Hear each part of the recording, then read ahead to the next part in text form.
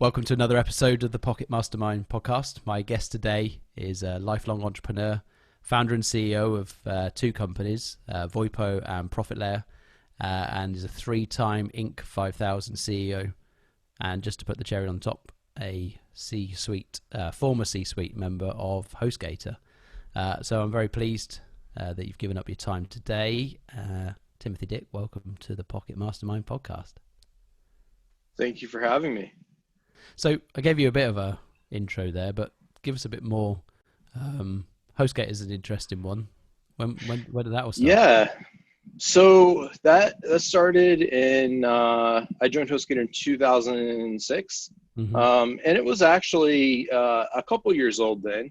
It had about, I think, 9 employees, something like that, and it was definitely a wild ride. My friend, I was actually at that time, I think 19 or 20. And my friend that had founded the company from his dorm room, he was 3 years older than me. We have the same birthday, just 3 years apart. Wow. So he was like 23, and I was doing some other things before that, and he was like, hey, do you want to move? I was in upstate New York at the time. He's like, do you want to move down to Florida? I think this is going pretty well. Do you want to come down? Because I already had a pretty strong business background at that point. And he was so focused on growing the company and marketing and, customer service, and just growth was happening so fast. He really needed someone to come in and figure out, okay, we've got to actually start doing like formal accounting. Be a and company. things. Yeah, instead of just like at the time, I remember one of the first days I was I'm like, so what accounting software do you use now to track stuff? Because the company was doing a couple $1 million a year then, and growing very fast. And he's like, I just print everything and receipts and put them in this box and give them to the accountant at the end of the year. And he said, but this year they told me that I can't do that anymore. They're going to charge me like $300 an hour to go through it. Not surprised. What could possibly go wrong with that method? But the thing is, like, he had an interesting point. I definitely don't recommend that. But he was in a situation where he was just so hyper focused on growth, and it was all kind of organic. So he was, even though the company was making a few million a year, he was basically living like a very minimal lifestyle. I mean, he dropped out of college, so he had to move out of the dorm, but he got a basic apartment, and so he lost his first office. And he actually, his parents, when he went to college, they had bought him like a new truck and some things like that, and he didn't tell them, but he sold it and bought a cheap car to, kind of fund some things. And basically, when he started it, it was the right choice, for him, because he was so hyper focused on it. And I'm like, well, how do you keep up with, everything? And he said, as far as the accounting, I don't know, but all I know is that like the bank account balance just keeps going up, and there's so much more money coming in than we're spending that I'm just not worried about it right now. And he's like, I just pay whatever the accountants tell me I'm supposed to pay for taxes, and I know there's plenty of money. And so obviously, as the business started to scale, that was some of the things that I did. Whenever I went in, I hired first we actually relocated because we were in South Florida. That's where he was just born and raised there. And we, just a few months after I moved down there, we just realized that we needed to hire a lot more people, and the cost of living was a lot higher in Florida. This was kind of before the housing crash in the US. And we looked at a couple other cities and decided to move to Houston, Texas, mainly because of the cost of living, and just the availability of people to hire, for the technical support type positions and things like that. And as crazy as it was, we went from we had like a tiny little less than 1,500 square foot office. Like there were even like in like I guess you would say the executive office in it, there was Brent, the founder, me, and one other person, all like desks side by side, And so we went from that tiny little office and went to Houston, bought a 35,000 square foot building. Jesus. That had 4 floors, and we're like, okay, 3 floors are leased out, have tenants. We'll just take the 4th floor. That's still like 10 times the space we had. It just seemed, I remember it was kind of like when we went there and we were looking at this, we're like, this is, we'll never need this. And then of course the building was full within like a year. It was just, we had to start not renewing the leases for the tenants, because we just needed the space.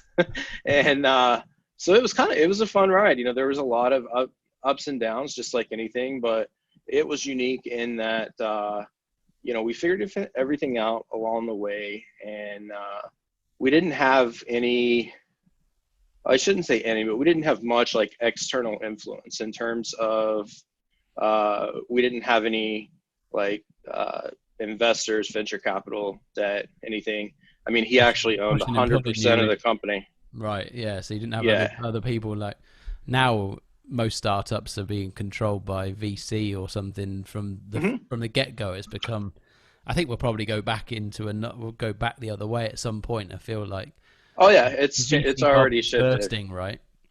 Yeah, I mean, because like his whole thing was, I mean, it was definitely not without the availability of it. I mean, that one of the things that towards the latter part of my time, I hired like the first bookkeeper and accountant in the office, an HR person to handle the hiring, basically a lot of the key like operational positions, and started setting up the different functions for departments and all of that.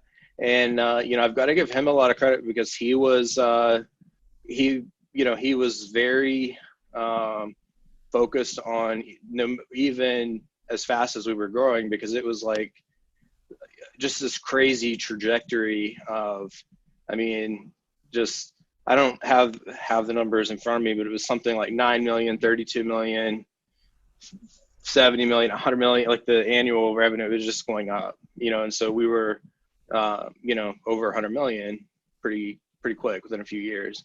And your way through that, because you're all young guys, right? With some experience, but how many people have got experience to run $100 million revenue businesses at 23, right?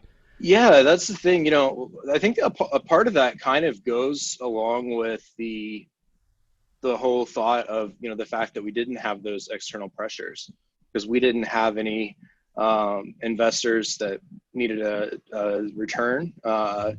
We didn't have any any debt, except we initially got a mortgage on the office building, so we didn't have any pressures. And the money was not the biggest motivator. I mean, there was a lot of money just being made, but it was all kind of being invested back in the company in terms of like, how can we use this to, create a better company, create a better product. And a lot of that was investing in people, infrastructure, just improving the products and doing things that maybe, spending a few $100,000 on rolling out like something new, short term, it's not going to make a difference, but long term, it's setting us up for more success.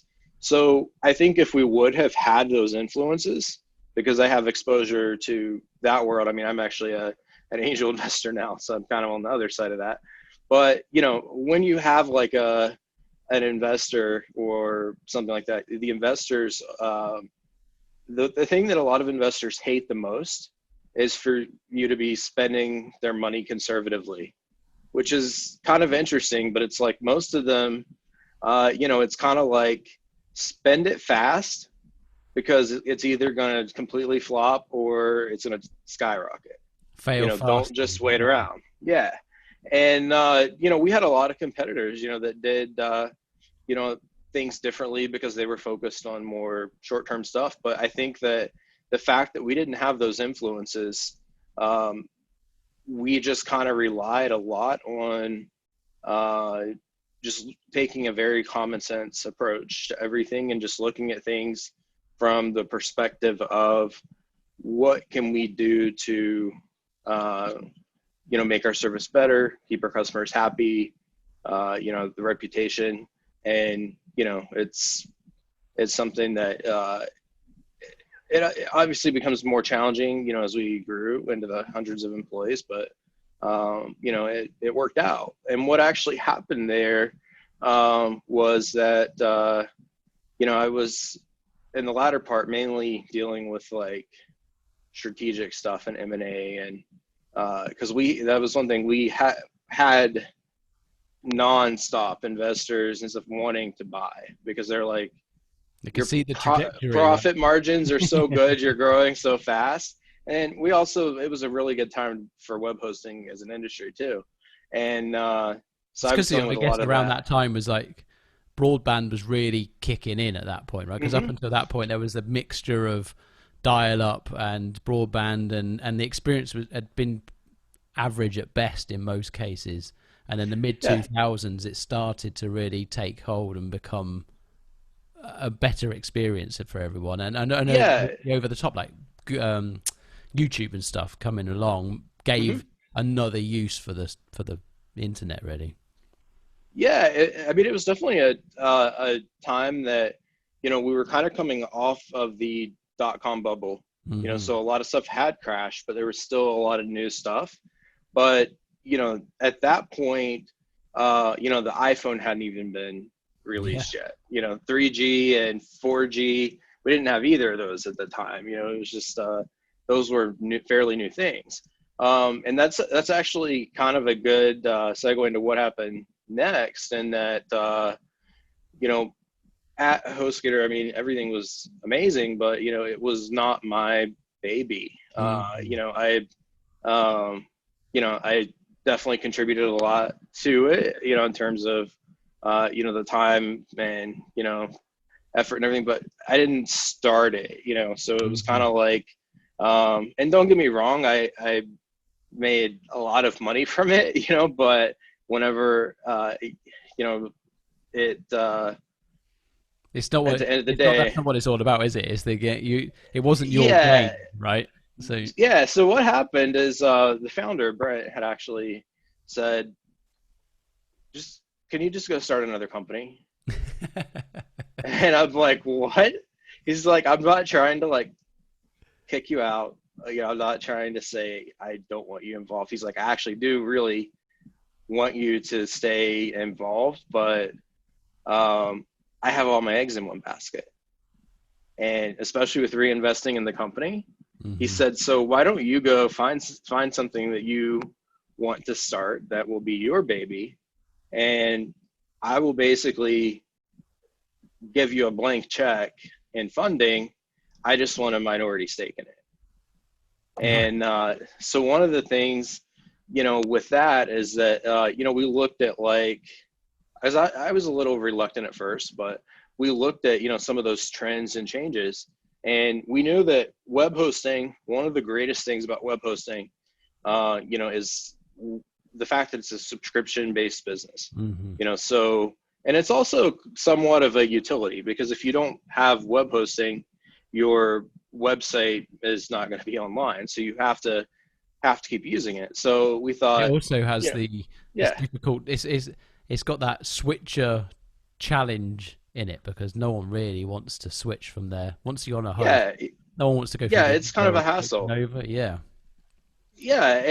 so we looked at like, okay, not everyone needs a website though. So what do we want to get into? And then that led into a voice over IP phone service, because I thought, well, I love subscription revenue and know that business model very well, and because it is a fairly low margin business, but with volume, it can actually be very profitable. So that's the business that I started, VOIPO. So actually still own VOIPO today.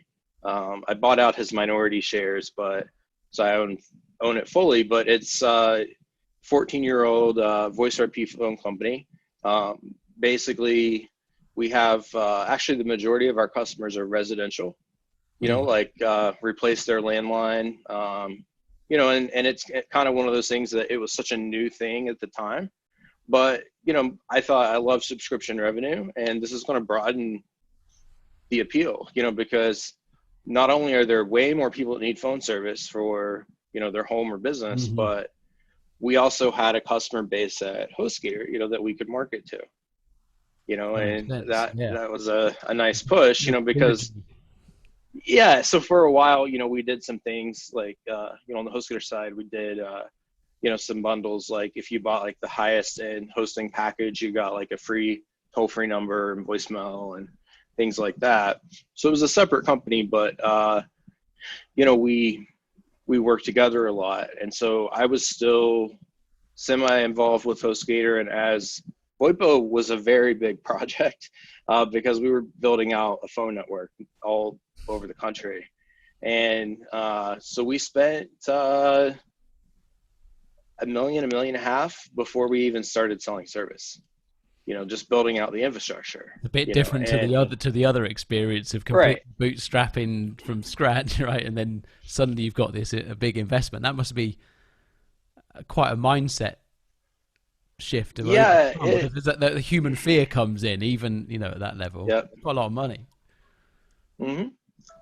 Yeah, it's kind of like it was definitely different, but I was comfortable with that though, because we the only investor that was investing was Brent from HostGator, and so we already had that relationship, and I knew how he approached things in terms of looking at long term what is best and all that. So I built that company, and once I basically once it started needing full-time attention after a lot of the development was done and it launched, ended up moving out to Southern California at that point.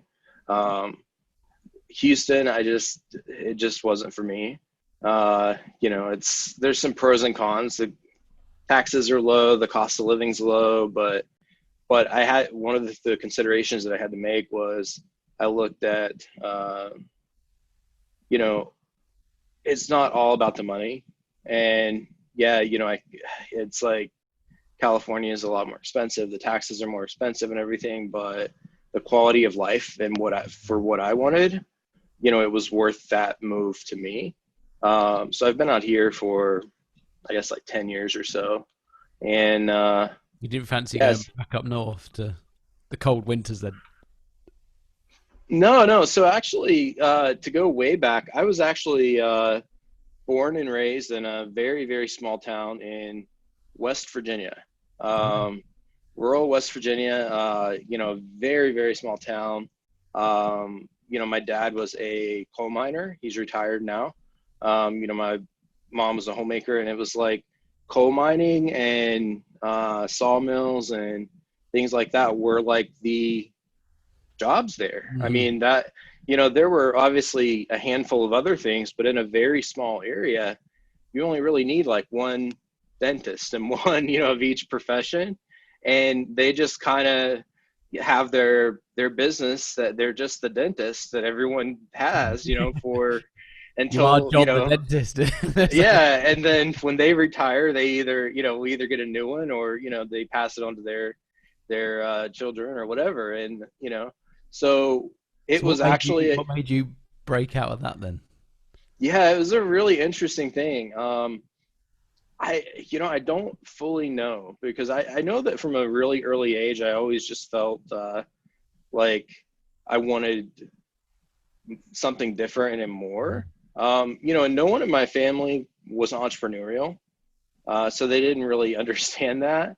And they were also very realistic. I mean, we had a good, like, I guess you would say, like a good middle-class life. I mean, we had everything we needed, not a lot more than that, but, no one in my family had really done a lot in terms of like occupations outside of coal mining for generations. And, so it was kind of like that was just assumed to be the path. But, I don't even remember being so young and saying things like that, but it was like, my parents said that I would say, I'm going to move to California or New York, and, I'm going to do all these things. And it's like, I guess I was seeing things on TV at the time, and they were like, okay, they said the crazy kid, he's going to be down the mine. Yeah. And so, what ended up happening, really is, once I got on the internet, that was really the turning point, because I realized that, there really was a lot more out there, and the world did have a lot of other opportunities, and there were ways to do it. And I was just very driven on figuring out how to make that change. And, I actually started my first business in middle school, just self-taught computer repair I would just learn things on the internet, and I put like an ad in the newspaper, and, flyers up, and that led into web design. And so I was doing web design, and then that was also back in the Dreamweaver type days. Yeah. Front page Dreamweaver, all that stuff. And it was like, and locally there obviously wasn't a big demand, but that was one of the appeals to me of the internet, is that you can actually, sell to people anywhere. And so I was in middle school, like 13, 14, whenever I started doing that. And I was making websites for people, charging thousands of dollars. And, there would just be these money orders showing up and all these different things. And my parents were so confused. They're just like, what are you doing on the computer? And are these real? And I hope you're not doing anything illegal. And, it was just like a really foreign concept that you could be on a computer and people would send you money for things. You're not getting paid, because that's the traditional way is paid for time, right? And so there's this sudden disconnect, and when you're the first of the first generation to venture into this new world, it must be pretty alien. Yeah. And so, there was some resistance, from my parents a little bit, but I think that it just kind of got to the point where there was so much money coming in. It was doing well. I mean, I've never made less than six figures since middle school. And it's ridiculous. It's been a very long time since I've made less than seven figures. So it's kind of it was a really weird transition, So in middle school, I went from this elementary, and then the first part of middle school was very quiet, shy, unpopular, awkward teen, because it was really weird, because I was just always I had a business mindset, and I was reading self-help books and stuff, at that age. And it was just all these weird things. And then once I started, that started taking off, I started getting a lot of publicity. I was newspapers, newspaper cover, magazine from other parts of the state. The school was getting attention, the school was getting invited to go with me to the state capitol, all these different things. And so the school suddenly take the credit for your initiative. Yeah. Well, yeah. And they were really supportive, so they, I did a lot of stuff then, and just got a lot of recognition, and that kind of changed from the shy, awkward, unpopular kid to the everybody wants to be your friend now, because you're the local celebrity, whatever. And then so I finished high school early.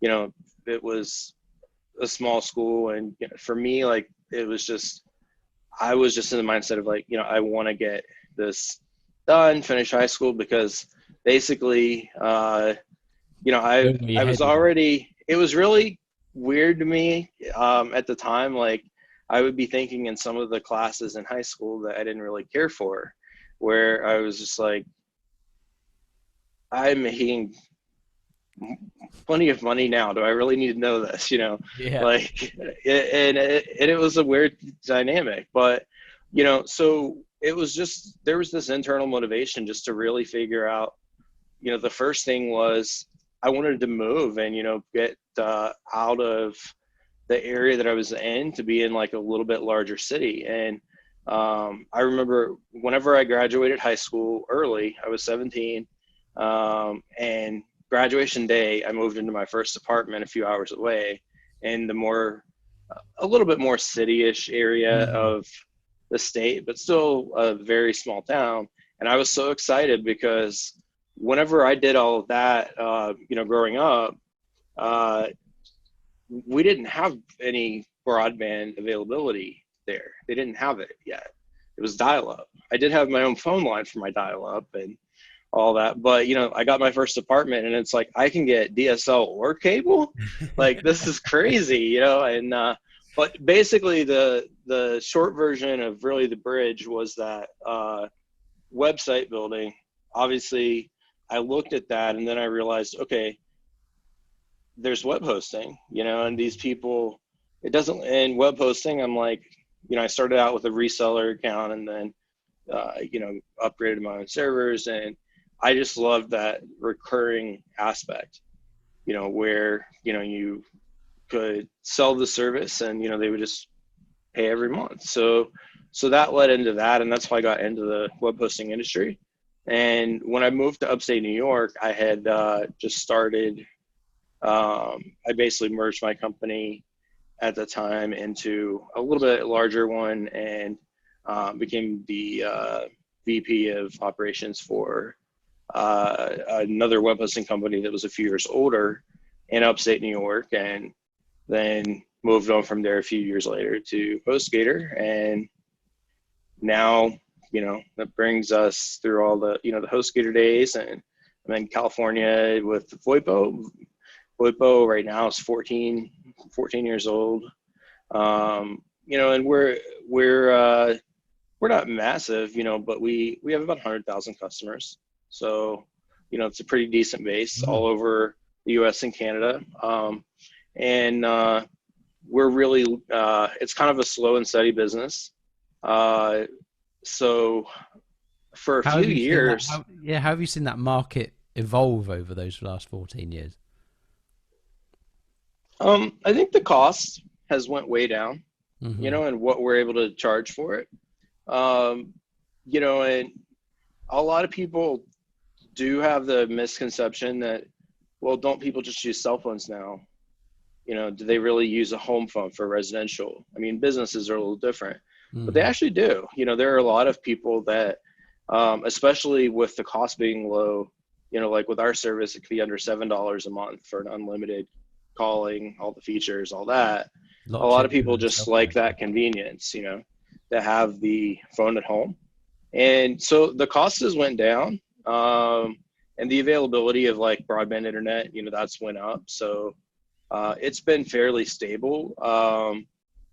What we're looking to do with it now, for a few years, it was kind of on autopilot, for a couple years ago, because it was, just kind of slow and steady growth. And telecom, is something that there are a lot of regulations and things, and when you change things, and you have to be super careful not to break things, and it's this whole Do you have different rules whole across the different states as well? Because I know that in lots of industries, like the 50 states seem to all operate in completely different rules, legal terms, yeah. for finance and various other things. So Yeah, for us, like one of the big things that even now is still something that comes up from time to time is certain states say that voice over IP service is a telephone service.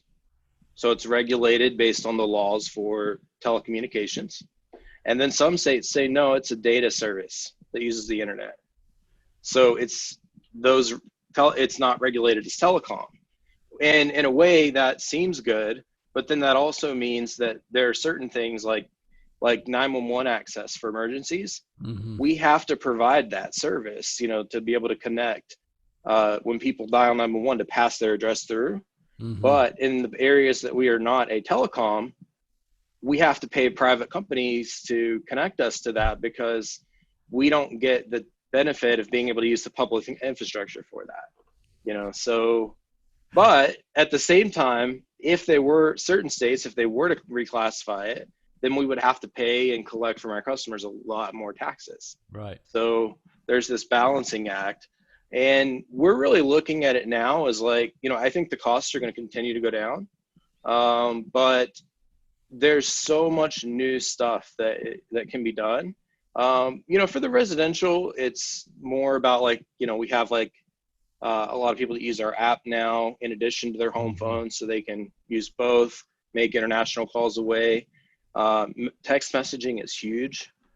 So all of our numbers are text enabled. So even though they're not cell phones or someone may not be using the app, if they can go right in their control panel on our website and manage text, send and receive messages, because it's interesting that a lot of people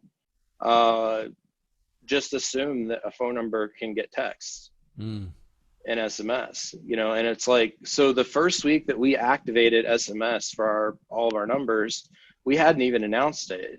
This was a couple years ago. And so the customers didn't know they had it, obviously, they never expected it. But the first week that we just kind of on the back end opened it up, it's like, oh, there's millions of messages this week coming in. And, we started looking at it. You've probably been sending them for years before. Yeah. And, I would say probably a good 80% or more of that was just like junk and spam. But then there were a lot of the messages in there that were legitimate, and people are like, oh, I guess people have been texting me like for a while, and they just never knew, so that was a big thing. We're seeing that. And so on the business side, we're working on creating a lot more innovative things and looking at it as like, there are really two paths for phone service, on the business side right now. It's like, the price is basically as low as it can go. So you can try to continue playing the price war game and, doing all of that, or you can find more innovative ways to deliver the service and make it more than just a cheap phone service. So I look at that as like, we are in a way, especially now, more of a software and cloud and SaaS company that is also based on telecom, but we're not strictly telecom, because what makes us stand out is the software features and functionality that we've built, and so we're working on a few things that obviously like business phone systems, cloud, PBX type stuff, which with the pandemic right now, that's been a huge thing, because companies are able that maybe they even resisted moving away from like an older system in their office. And now they're like, we need to be able to send a phone to each employee at home and have them be able to have an extension and transfer calls and everything, even though they're in different locations. And so we have that, but we're also looking into and actively working on, we have some betas going for some really cool business messaging texting products. So you're probably familiar with like live chat on a website, and like your team can log into, a panel and reply to the chats and messages and all that.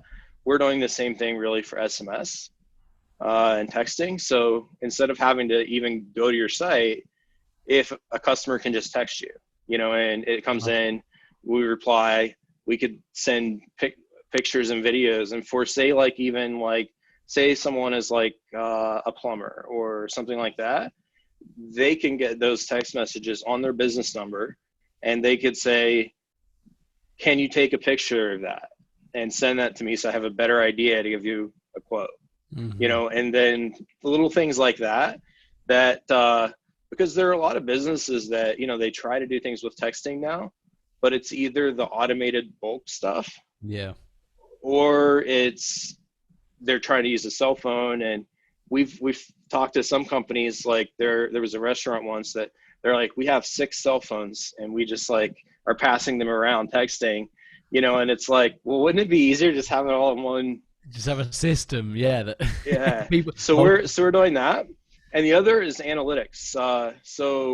And that's one of the things I really love, because I love marketing, and all the creative stuff that can be done there. So we're working on some analytics stuff where you can do things like use phone numbers for tracking purposes. Mm-hmm. So like if you want to be able to track, like if someone comes through to your website from an ad on Google, you might know that from your reporting that you have. Mm-hmm. But what if they do that and then they end up they click the ad, end up on your website, and then they call in, and your tracking is not necessarily going to connect it to that ad. True, yeah. So depending on how people want to set it up, we can actually like link it where the phone number that they see on the website is dynamic, Mm-hmm. based on whatever criteria we want to set. So that can be linked to, if they call back 3 months later on that phone number, even, we know that phone number is attached to that certain ad. Or say like if you're a business that one of the things that a lot of companies want to do is just have like local numbers in more areas, because people are more likely to call, like in the example of like a plumber.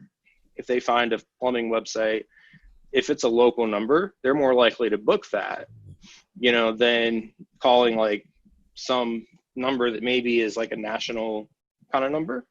So we have things where it can phone numbers generated can be based on the user's location, or just all these cool parameters. So we're at a point now where it's like our residential business gives us the volume, and the fact that we've been doing it for so long that we have the network, we've built the network, we own the network, and now it's a matter of finding cool things that we can build to utilize it.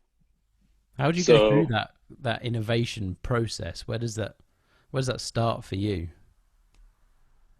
A lot of it is just really looking at what are some problems that people are having.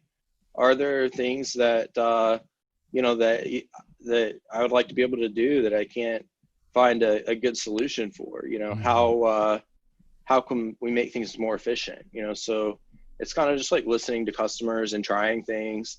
And usually the way that I approach stuff like that is like, we'll do like a very minimal MVP, minimum viable product launch. That's kind of like, here's just the very basic functionality of this concept.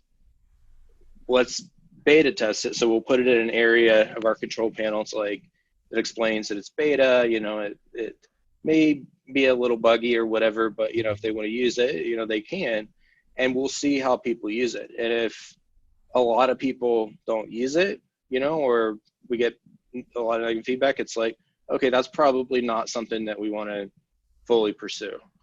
But it's always interesting sometimes, like just the little things that, people just love. Like, one of them is like the, with do not disturb and whitelist. Like we have a feature, do not disturb, where you can schedule like, after 9 p.m., everybody goes to voicemail.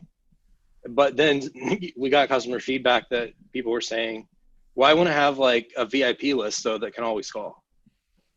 Or just little things like that. And that kind of stuff. Yeah, I can understand. And it's interesting because a lot of companies overlook stuff like that, because when we look at that, and I talk to, like our developers, and, they're like, that's not really a project. That's just adding just like a few lines of code. It's not really a big deal. Like why is that going to move the needle? But that's the kind of stuff that makes things sticky, It's the tangible stuff and that that customers yeah, value, isn't it? I think we get it's very easy business get a bit too hung up on the big shiny shit, and quite often it's the simple things that make life easier that is makes the big difference. yeah. And it's also like, it makes them sticky in terms of Yeah, they don't want to lose that one feature, to switch to another service that maybe they can get a better deal or something, but it's like, oh, they don't have that, or it's just these random little things. So, we just kind of listen to the market. And what I have also done, VoIPO is a big thing, but over the last couple of years, I started doing more angel investing, hmm consulting. Angel investing for me is I just look at it as kind of like gambling. It's like, 'cause yeah, most of it is lost, but I've had a few exits. There's actually one that I'm still waiting on the final numbers because it's been so long since I invested in it, but I'd invested in Postmates years ago. So they just got acquired nice. by Uber. So that's going to close. The deal's supposed to close the first quarter. So, had some big wins with that. Hopefully that one is, one of them. But with it, that led into consulting and, all that. And I really fell in love with consulting because consulting is really interesting. I think the sometimes consulting gets a bad reputation because there are consultants that they haven't actually done what they're consulting a business on. Well, most of the big consultancy brands that everyone's ever heard of is just, yeah, it's generally people that have come straight out of college and university somewhere and then go in with this cookie cutter approach that follow a formula. Yeah, yeah, In my experience, generally they shake a business up and then the business spends the next 2 years recovering from that shake up and then they do it all over again. yeah. Because a lot of times, people are like, it's like, well, I had some things in my business that were working, and then I changed them, or someone told me to change. It's like, but they were working though. Why did you Yeah. change those things? And like, Well, I think not it that. became fashionable to Yeah, have one of the large consultancy companies come in. I think it was a CEO ego boost to say, yeah, we've got one of the big guys coming in to reorg our business. And I'm 9 times out of 10, you just lose really good people that have got you to where you yeah, are now. Yeah, you may need a slight adjustment in strategy and structure and approach, but generally, in my experience, they've just been the vast wholesale changes that actually cripple the company and slow the momentum down. yeah. We just kind of look at, I mean, I like it because I get exposure to different industries, Yeah. and I can also pick and choose, who I want to work with. Actually, turn away more people than we take, but it's kind of I look at like, what can I do to help them? And I work with both smaller companies. hmm Um, Generally, the requirement is like, they have to at least have some progress in terms of like they have a product that's selling a little bit, or something. It's not like, typically it's not like a brand new going from 0 to hmm 1 type thing. But then on the and I love that because I like working with entrepreneurs and small companies, and like, sometimes that's a combination of consulting and investing, or consulting and connections. And so it's like retainer based, but a lot of it ends up turning into equity incentives and things like that, where I'll take a stake in the company. And because it's really interesting that over time, like connections and things become really valuable. So it's like there may be one thing that I can go to a company, and it's like, I know this other person that has a company that's kind of similar but not a hmm competitor. They have a huge customer base. They could promote your product and really give you a big boost. And so there's little things like that. But yeah, it's something that I love, consulting. But on the other side of that, I do work with some larger companies too. So I like both ends of it. Mm-hmm. And I don't necessarily like one better than the other. So like on the larger end, it actually tends to be more working with companies for mergers and acquisitions and helping them evaluate deals or find deals. Mm-hmm. So like I have like a couple investment funds that I work with, and like one of them, like basically, I'm paid a retainer and to basically just be like when they're ready to close a deal on acquiring like a SaaS business or something that, in that industry, it's like they've kind of done 99% of all their due diligence. They're ready to go, but they're like, hey, can you come in and just kind of give a fresh set of eyes, look through this? What are we missing? Mm-hmm. Do you feel like all the numbers are, what's off about this? Is everything good? And, so those are kind of fun too, or being able to find, match companies and funds up. Like one fund, it's like, it's pretty interesting. They're just like, we want to spend $2 billion over the next few years buying companies in the $5 to $10 million range. And they're like, so, if you help us find deals, we'll just pay you, like a placement fee, of like 5 or 10% and of all the companies you can find that meet our criteria for us to buy, and they have like their formulas and criteria, and they're just like, we just want to do that, and so I like that too. But it's a little different than working with like the standard entrepreneur. And the thing that we kept seeing over and over is kind of one of the things that you touched on a little bit earlier, is that with consulting, people were coming in and it's like they were getting taught by a lot of the gurus and things that they were getting taught kind of like a one size fits all approach. Mm-hmm. And it's like, if you're not running Facebook ads and building a webinar, then you're just a failure. And it's like, we're kind of we look at things as like, but okay, let's look at your business. Who do you serve? Who are your clients? What assets and resources do you have within the business? What are your natural talents and skill sets? Like if someone is not good on video and they're super uncomfortable about it, then that's probably not the best thing to do. Exactly. But if they're really good at, maybe there's someone that, they're just a very extroverted person and they have like a personality. So it's like getting them out networking in front of other people or things like that can work better. It's not always a one size fits all, it's all custom.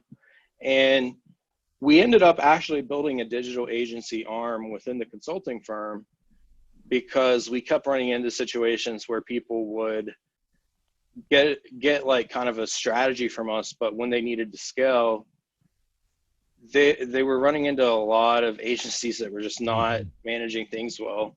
So we built one internally that, we run ads on Facebook, Google, YouTube, the programmatic networks. So kind of like a lot of people think there's like Facebook and Google and just a handful of ad networks. There's actually thousands of ad networks out there, and so we can do, like, I have a lot of fun with like the machine learning and behavioral and like profiling and basically saying, okay, run ads to all the people that meet this criteria. Like they, go to this gym 3 times a week, they buy these brands, they have these habits, and this spending level, all these different things. And it's anonymized data, but we put all that stuff together. And the big difference though is we do have some customers that are, we'll have some clients with like a budget of a few thousand a month for their advertising.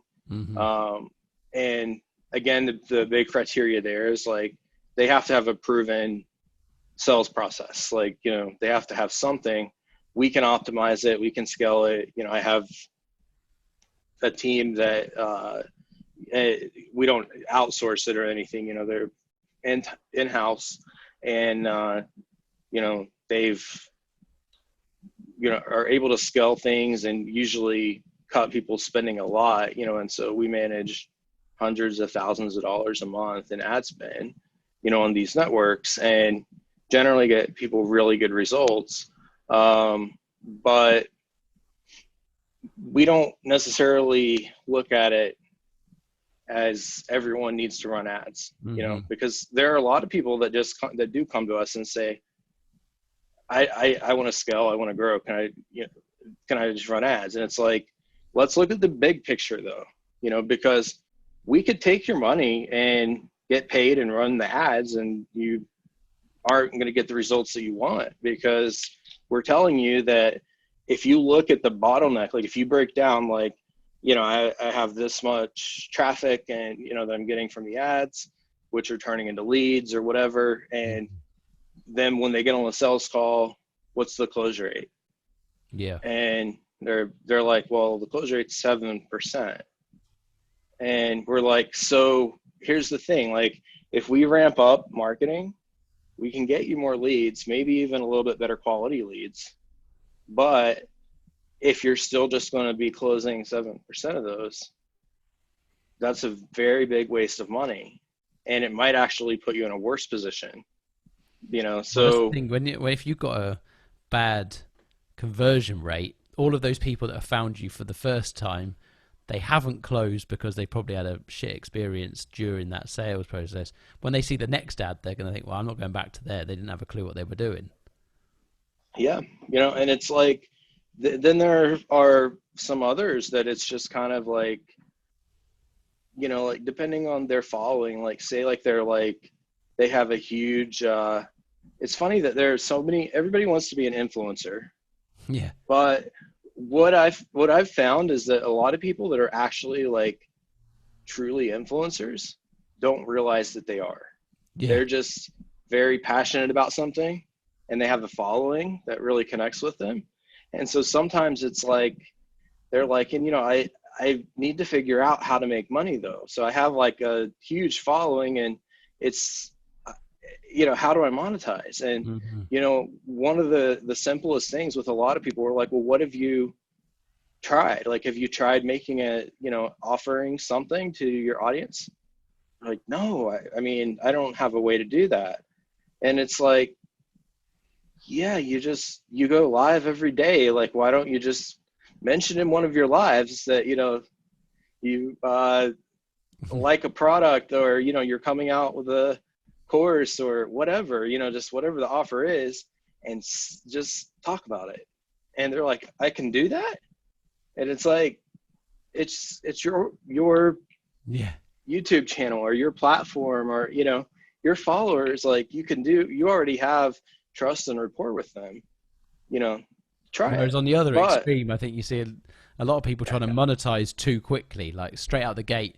Going to monetize what? There's 3 people listening or watching, or or people that don't have like a strong, they haven't built up rapport with them really. They've just gotten a bunch of people to follow them that maybe don't really actually engage with them. Yeah, that's the other thing. I think part of the challenge is understanding engaged fans, followers, whatever you want to call them, versus just having loads of likes, because you get loads of people to like stuff and you see that all the time, but how many people actually then engage with whatever it is further down the line? And I've spoken to quite a lot of people who said, you can end up with 100,000 followers and 10 people liking your post. Like, you haven't actually achieved anything. It's whatever you did got that follow in the first place, but they're not buying into whatever you're really doing. And so,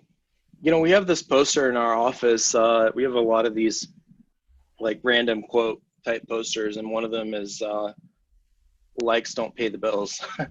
True. And sometimes, it's hard for people to accept that there are different ways to to go about it, but that's the kind of stuff that we help them figure out. Do you have something that you can monetize? Should you change something? Or people just jump on things like, I haven't been able to figure out how to monetize on my Instagram following, my Facebook following, my YouTube following. I'm going to build a TikTok following now. It's like, that's because people like Gary Vee and everyone else is shouting about TikTok. yeah, it's like, okay, that, building TikTok, like there's a lot of opportunity there, but is that the best thing for you to do right now? Or should we figure out how to monetize so any platform that you're on, you're able to monetize somehow? And so we're very, very big on just like the customized approach. And people either really get it and they understand it and they're like, that makes a lot of sense. So I trust you because I just tried to get you to do something that, you as an agency maybe would have been able to do, but it mightn't have gotten me results, but it didn't affect what you got paid.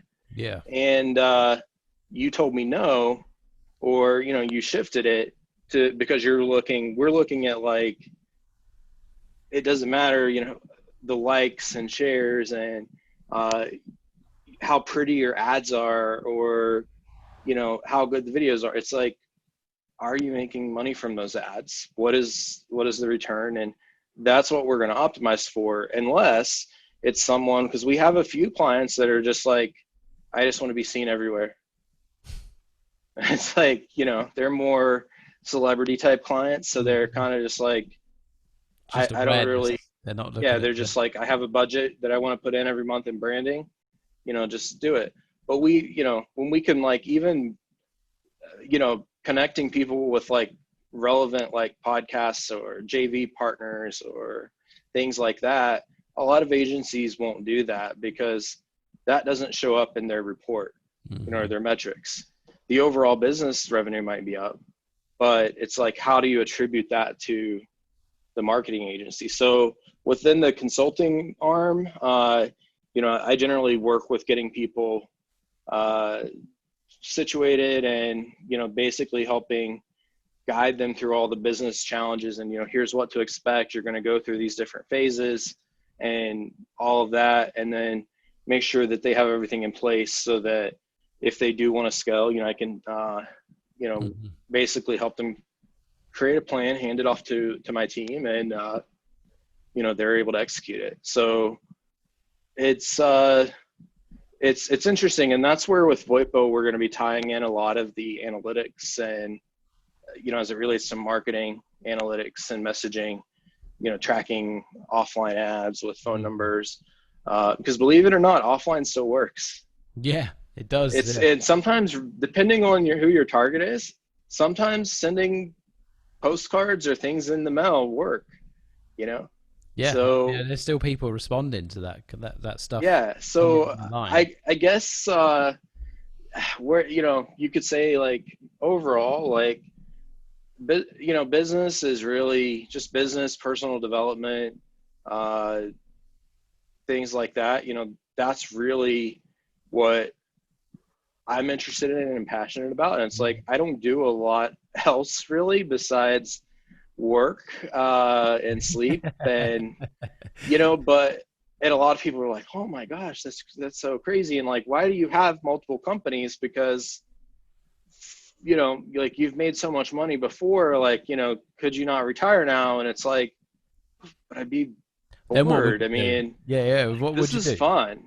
And helping people is like really fulfilling. Like, if we can have someone that we can help completely change their business, I mean, that's more than a monetary thing. It's like, because I think that being an entrepreneur is hard. Having a business is hard. No matter how successful anyone is, there are always the ups and downs, and there's a lot of, that's another area that I'm really interested in a lot more lately, is just mental health and the entrepreneurial space, because it's just now really, I think in the last year or two, it seems like people are opening up more, and it's becoming less of kind of a stigma of where people are like, hey, I'm really struggling with depression or anxiety or having issues like that, and people before would be concerned about how that's going to affect their reputation, or if their company, if they're going to be able to get another job, and things like that. And now it's kind of, I'm seeing a lot of the funds and investors that I work with, as a consultant, actually putting resources together now for that. Yeah. Whether it's like, they're like, hey, our founders, if they're having challenges, and like we can make, like different resources, whether that's like, in some cases it could be anything from like a life coach, or, a therapist, or, some services to help them.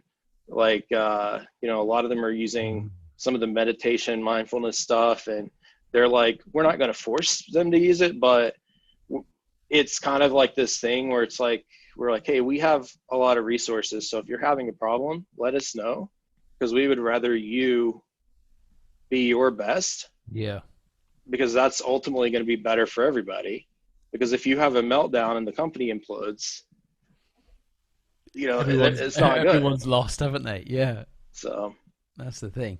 What's because we've gone a little over time, but I've got a couple of questions I wanted to ask. I think when you're scaling a business in the early stages, I think there's a few things that always come up when I speak to people. One is letting go and trusting the team, and the other one is really balancing kind of innovation with growth as well, because ultimately both cost money, and there becomes a pull on the dollars or the pounds available to say, well, we need people, but if we spend too much in that area, how do we spend on keeping the product ahead of the game, so we don't, you end up with too many people and a product that gets left behind. So be interested to get your take on those 2 points, really. Yeah, so I think, for the second one, in terms of balancing it, it depends on the situation, and what resources you have. But for most companies, I'm going to say that you really want to prioritize the product and focusing on maintaining, really high service levels, getting the product to a point where maybe you're not as actively like updating it or adding things or constantly changing it, but you don't want to neglect it. You want to get it to a point where it is rock solid, it's good. And that's the point where, you start exploring. And then when you do start exploring, like I mentioned earlier with like beta tests and stuff, just do very small minimum viable type offers. One of the powerful things that a friend of mine, Joe Orway, he's a marketing guy. He specializes in webinars. One of the things that he kind of coined this thing called a power offer, where it's just like maybe it's like on your business's social page or anything, or if you just have a new idea for something, you can just say, hey, what if I were to offer XYZ, and price would be in this range, it would do this, do that. What do you think? Is that something that you guys would be interested in? And you'll get a lot of feedback, and it's kind of like, if the feedback's not enough or it's not good, then bin it. Ask, drop that one and ask another question, and you keep reformulating that, and that'll kind of lead you, to where to go. But I think the key is, if you have limited resources, that kind of helps you rein in like the drastic building of stuff that, may or may not work. But you always want to make sure that your main thing is rock solid, because that's your reputation. But once you take those micro steps to validate things, you can usually build those out slowly like that, and then just start like a beta for that, add features over time. And a lot of times you can do that incrementally. So like maybe it's something, it's like you offer it at a lower price than you would when you fully launch it. As you build it, and because you kind of get it to self-fund, Mm-hmm. or you could add, you could do things like, once you're fully sure that you're doing it, just say, hey, if you want to be one of get the founder's special for this thing, we'll give you this price. If you pay for a year of it, we'll give you access to it now and like a full year whenever it fully launches. But you get them, a lot of people are willing to pay, up front. But the worst thing would be to just think as a company, like, we have this idea that we're just going to go build, and we're going to spend a lot of money, have a lot of people dealing with it, maybe hire people, and then realize that no one wants it. Happens. And there's also a big difference in people saying, yes, they do want exactly. it, and people actually being willing to spend, even if it's a very small token amount of money. Like, it's like, if they are like, well, I wouldn't pay $5 for that data.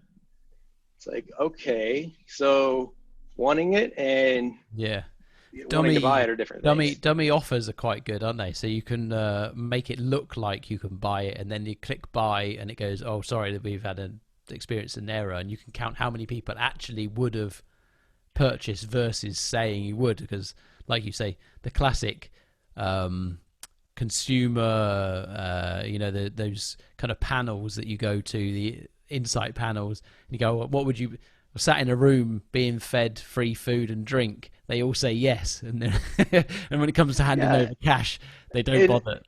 I would actually add on to that, like that's a good concept, with, you said, even if it's just like a test and then it just doesn't process it, to see how many responses you get.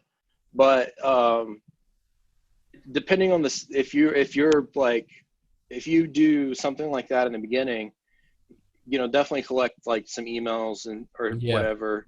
And then I would say that probably sooner than most people think, you could turn that into something where you are collecting some money for like a pre-launch special or something. Because I mean, we've had stuff with just from our internal customer base on the residential side, where we've sent out an email like, hey, do you want to, add a year of this new thing we're working on? It's about 90% there or whatever.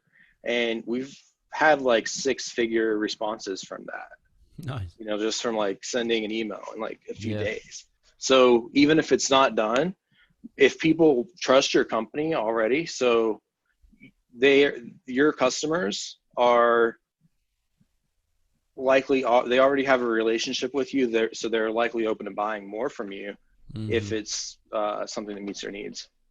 And what about the letting go? How do you hiring a good team, and where the hell do you start? Because I think it's the strategy of who you hire and when is probably the most important part. I think we're very quick to rush and hire loads of people, and sometimes I've seen a lot of businesses overhire very quickly and then suddenly start cutting back again because the cash flow's gone in the wrong direction.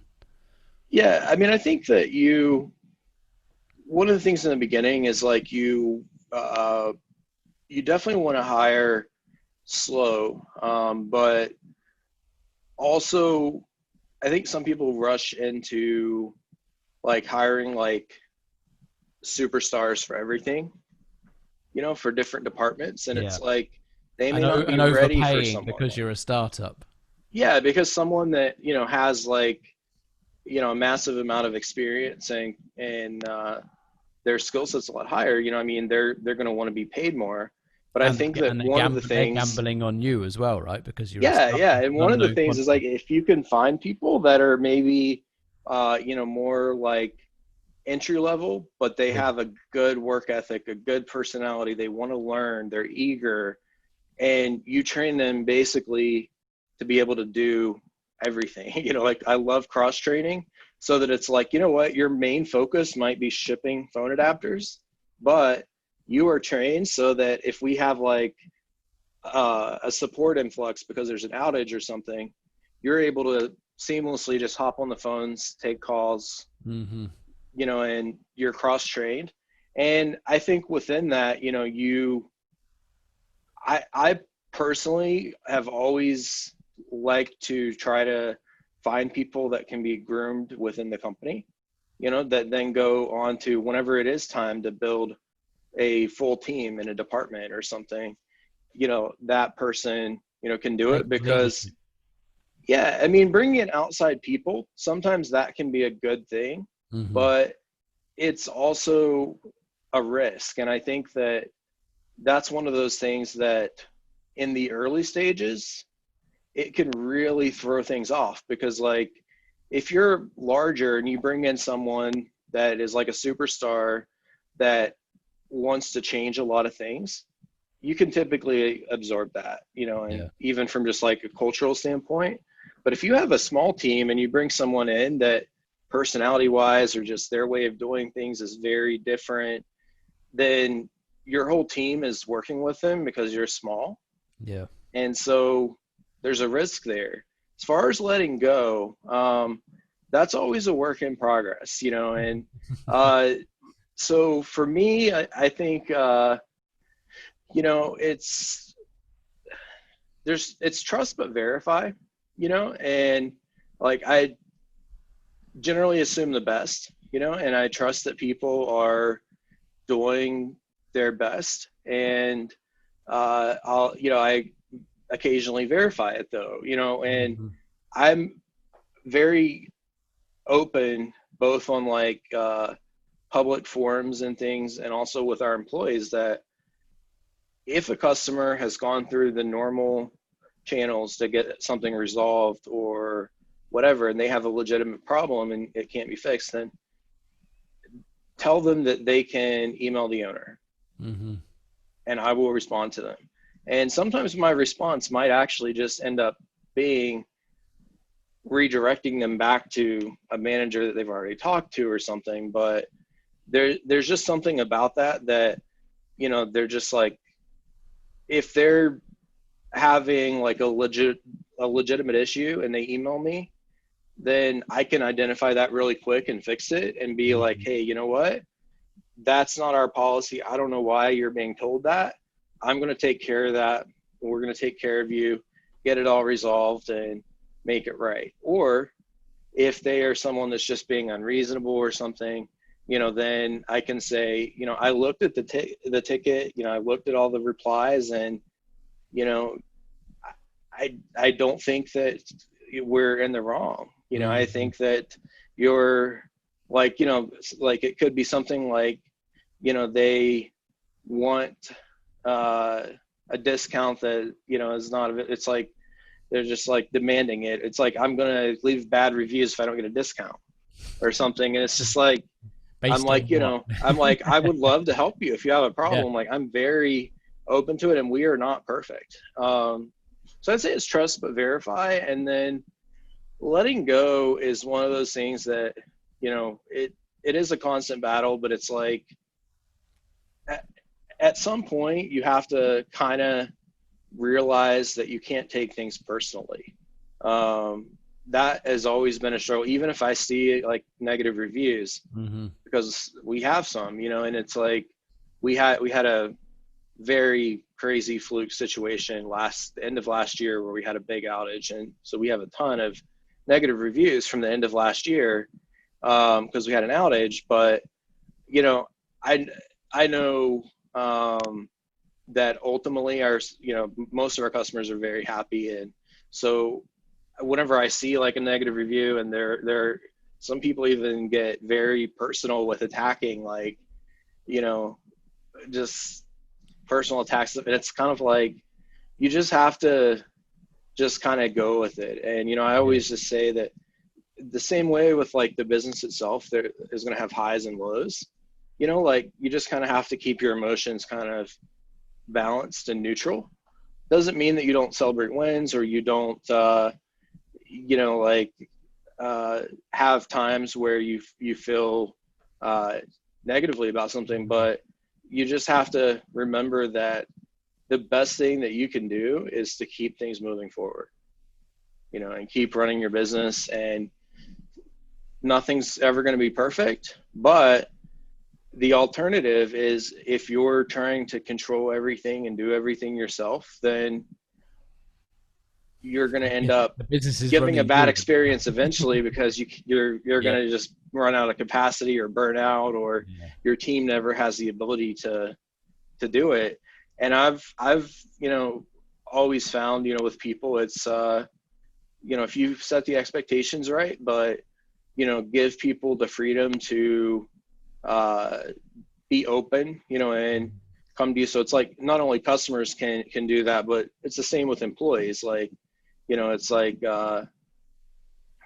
there's an open door policy with me for that. And so I think that helps too, because sometimes employees are afraid to complain about something, Oh but yeah, definitely. to an extent, it's like, to an extent, it can actually be looked at it as a good thing, because it's like, what, they're not just saying like, well, oh, well, this is just a stupid job. So, whatever, they're actually bringing it up. They And give a so it's shit. like, Yeah, exactly. yeah, I'm like, they actually care. And so it's like, I try to, accommodate that. Mm. And we have a unique setup in that we, we have an office here, and, I have a couple people from each of my businesses here, but most of our employees work from home. So that was really good for us already with the pandemic. But like customer support, and those Hmm. departments are at home. So we have people all over the country, like mostly in lower cost of living states, Hmm. Texas and Florida and Nevada. We have some in the Philippines. Um, and a difference there compared to a lot of companies that may have employees in other countries too, is that our employees that are in the Philippines work directly for us. We've hired them and interviewed them, the same process really that we use for the Americans. So they're fully part of our team. Hmm. It's not just like a random call center, Outsourced to, yeah.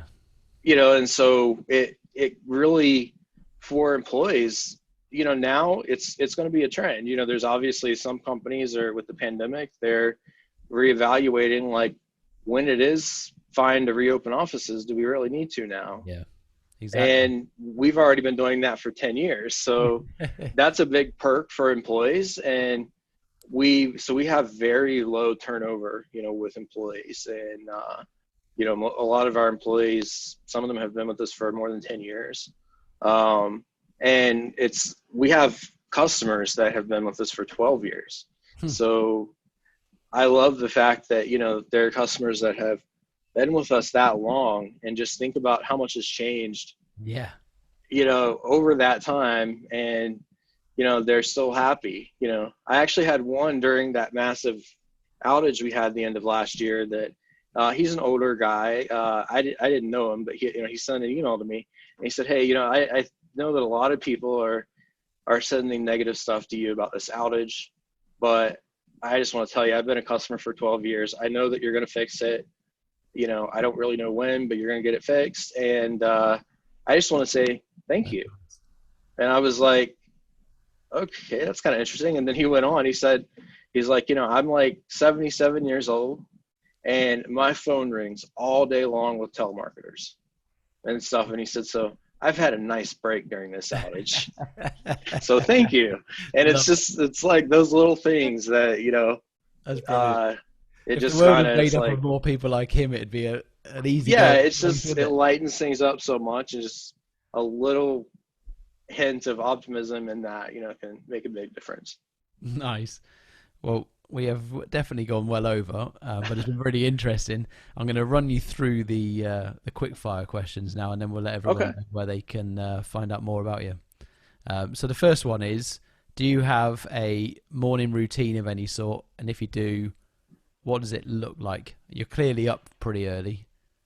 Yeah. So basically, I mean, I don't have a morning routine that's like really complex, but it's basically, I go to bed early to start with, and I get up generally pretty early, naturally, because What kind of time do you get up?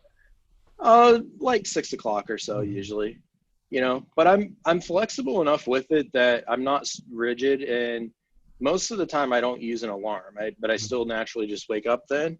And that's the same thing with going to bed. Like I just generally, I have kind of like a pretty consistent time, but I don't, if I'm tired earlier, I go to bed earlier or Yeah. whatever. But, I try to just get up early. And for me, I like just the calm and peacefulness before start getting into the day and sucked into, all these different things. And so usually I like to, whenever I get up, I like to just kind of definitely take a little bit of time in the morning to just kind of think and reflect, and I do a quick skim through my email, Mm-hmm. and just really all I'm looking for are any like urgent things, so that I can just basically, usually it's like an index card. I found those work really well because I can only fit so much, to make sure if there's anything that needs addressed that's very important, I'll make sure it gets on my card for the things that I need to get done that day. Because I probably already have some stuff on it, but Yeah. like, do I have any appointments today? Do I have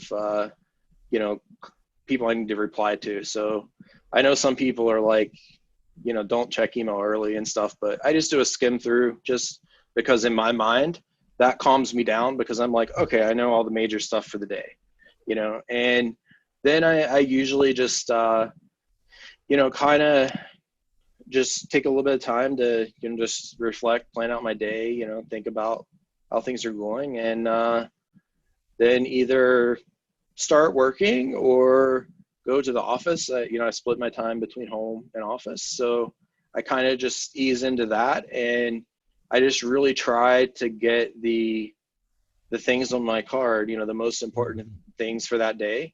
I try to focus on getting those done, and it's really interesting. I don't know why, but I know like years ago, whenever I would get up later, like say like 10 o'clock or whatever, it seemed like the day was over by the time I got those few things done. But if I get up early and just kind of peacefully work through them, then it'll be like 10 o'clock and it's like I'm done with all of that. So now I've got the rest of the day to, dive into whatever else I need to. You definitely So feel like you get more day if you get up earlier. yeah, there's just something about it, and um, yeah, but I don't have a major, it's not anything complex. It's just getting up early and just basically taking the things that would be worrying me, like, is there like something that is urgent in my Mm-hmm. email waiting or something, and just looking at them, to plan it out. Nice. 3 books you'd recommend and why? Um, okay, so I would say there's obviously a lot, but I would say one that I like is a friend wrote, Nathan Lotka, How to Be a Capitalist Without Any Capital. That sounds And it's interesting. Yeah. yeah, it's capitalistbook.com, I think.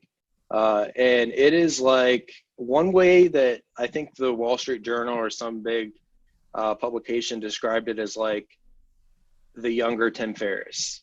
Nice. And he does a lot of like That startup pleasing ferret. investing and stuff like that. So he's got a lot of interesting takes on how to leverage, and he's young, but he's got a lot of passive income and how to build that, and he just has a lot of unique ideas, Yeah.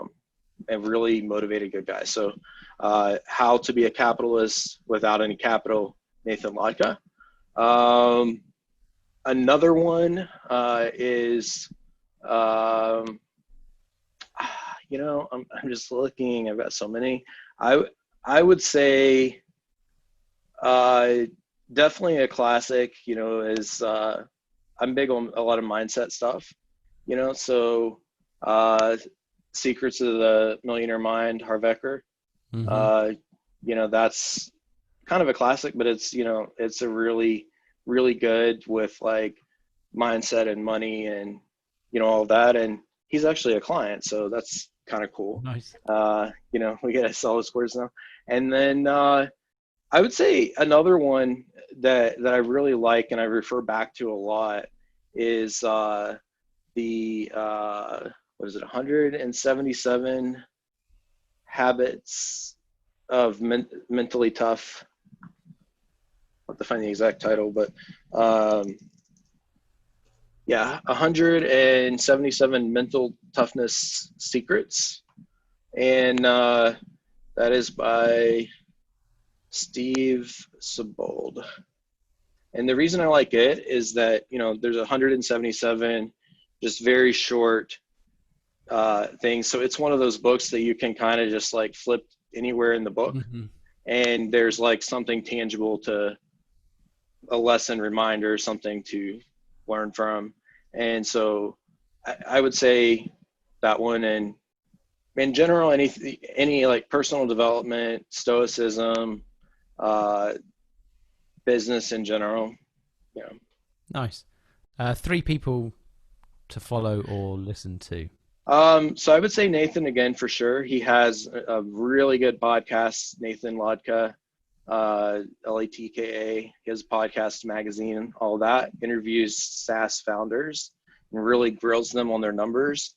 He actually sounds super aggressive and hostile on his podcast, but he's actually a really nice guy. It's just, he's all about numbers. Nice. So Nathan Latka would be one. I would say also Jay Abraham is another. And, I guess, I don't know, I might be a little biased again because Jay is a client. We do his digital marketing.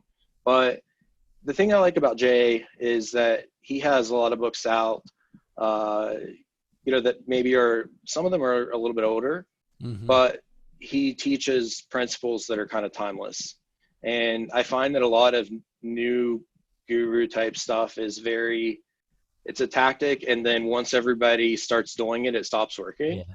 Whereas Jay's all about fundamental stuff. And he's also very big on leveraging the resources around you and figuring out, I think, especially now in with the economy being impacted with the pandemic, that's a big thing. It's figuring out that there are other ways to leverage things to grow without money,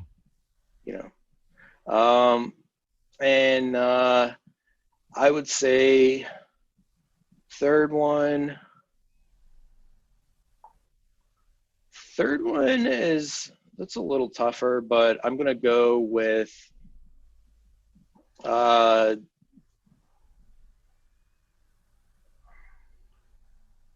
thinking of a few, but I'm just going to pick one, and I would say that's actually probably Jesse Ecker, Harv Ecker's son, because he's young, he's kind of taken over that business, but he brings a really unique, fresh perspective to things, and he's launching a lot of new stuff. He's so Jesse, Jesse Eker. I would recommend following him. He's always got tons of videos, lots of cool stuff coming out, and he's just kind of one of those people that he's very personable, and very good on camera. So he's very easy to listen to and get tactical stuff from. Nice. 3 habits or disciplines you've adopted, and why? Okay. Okay, so I think one of the first ones is just setting boundaries, having good boundaries, and knowing that that's okay. Because a lot of times, we don't protect ourselves, and not from someone that maybe intentionally wants to do anything negative, but if they're constantly asking us for more and more, we've just got to have our boundaries. And that could be something as simple as, it's, the Tim Ferriss concept of cultivating selective ignorance. Just, so it's like, maybe someone's like, I need computer help. It's like, I could probably figure it out, but I really don't want to. Yeah. So I don't know anything about that. Sorry. I like So that. I would say boundaries. Yep. Number two is just really just not taking things personally and realizing that in business, there are always going to be the ups and downs, and that whenever there is a down, it is not necessarily just a personal thing. There are a lot of factors, that go into that. So I would say, that's a big one. And I would say for the last one is just, and this is always a work in progress, and for me, like, I'm definitely not perfect with it, but keeping like micro commitments that you make to yourself or to others, especially to yourself though, because I found that, it's kind of like something that it builds. I've read that it's like building habits, can be a lot like building muscle. It's like the more you stick to things and you maintain your integrity and do what you say you're going to do, the easier it is. And sometimes it's tempting to deviate from that if it's like something that's random, like I told myself, like, I'm going to work out or something, and then I don't. It's like, no one is even going to know. And it's like, I'm not going to necessarily die from that tomorrow. It's just a very minor thing. But the fact that I had planned to do it, I told myself to do it, and then I just blow it off. That can be bad. And I found that the more that I work on keeping micro commitments, as small as they might be, the better I feel, because a lot of times, like, we just get so caught up in the big stuff, and we forget about those small things. Yeah, I agree with that. I think one thing I've had to do on those kind of things, or one thing I've definitely learned from my own brain, is if I don't have a clear picture or vision that micro thing is part of, it gets binned, because it's the short term. You take short term comfort over the longer term, right? And so I've definitely found if I don't have a clear picture of what I'm trying to do in that particular area, then when it don't feel like it, it's easy to push off, right? Yeah, it's really easy, but it's something that if it's like planned out and it's part of you getting to where you want to be, then just get it If the done. motivation is strong enough, you do anything. That's for sure. 3 tools, systems, apps, services, whatever that you can't live without. I can't live without. So I use Slack a lot. We use that for multiple companies, and being with a remote team, it's a big thing. I rely a lot on the basic Apple tools, the calendar and notes that are just I'm in the Apple ecosystem, the iPhone, the desktop, all that. So I just use those basic ones. I store a lot of stuff in the notes. And I would say the last one would be, it's kind of weird, but I would say it's like Amazon Prime or the delivery services, because even before the pandemic, like, I'd get groceries delivered and, just the conveniences of all of that. Like, if Amazon were to go away tomorrow and I couldn't order something and have it show up tomorrow, I don't know what I would do. So I know we like go back to the dark ages. Yeah. Final question. If you could spend an hour with anybody, dead or alive, who would it be? Yeah. So this one is a really interesting one, and it's kind of tough for me, because there are obviously a lot of ways to go about it. And so I kind of struggle with this one a little bit, but I think that what I finally ended up with is talking to, say, like a grandfather or someone in my family from several generations ago to get to know them better, the family, what the family history was, all of that, because I know like one or two generations, but beyond that I don't. And so I guess it's just finding out more about the history, and it's like where did we come from, what do we stand for, all those things. I like that. That's a good answer. It's interesting. That is all my questions for you. I'll stop grilling you now. Okay. Yeah. But before we head off, where can people find you? Where can they hear more about you? Yeah, sure. So they can find me at timothydick.com or on any social platforms, LinkedIn, Facebook, any of the common ones. Just search for Timothy Dick, or they can find my companies at ProfitLayer.com and VOIPO, VOIPO.com. If they want to email me, Tim at either of those. So Tim at ProfitLayer.com or Tim at VOIPO.com. So feel free to reach out, and always happy to meet new interesting people that have similar interests. Nice. Lovely. Well, it's been good chatting, and we'll do it again at some point. Yeah, absolutely. Yeah, it's been a great conversation, and I've really enjoyed it. Good. Excellent. Cheers, mate. Lovely. Yep. I'll catch you soon. Okay, sounds good.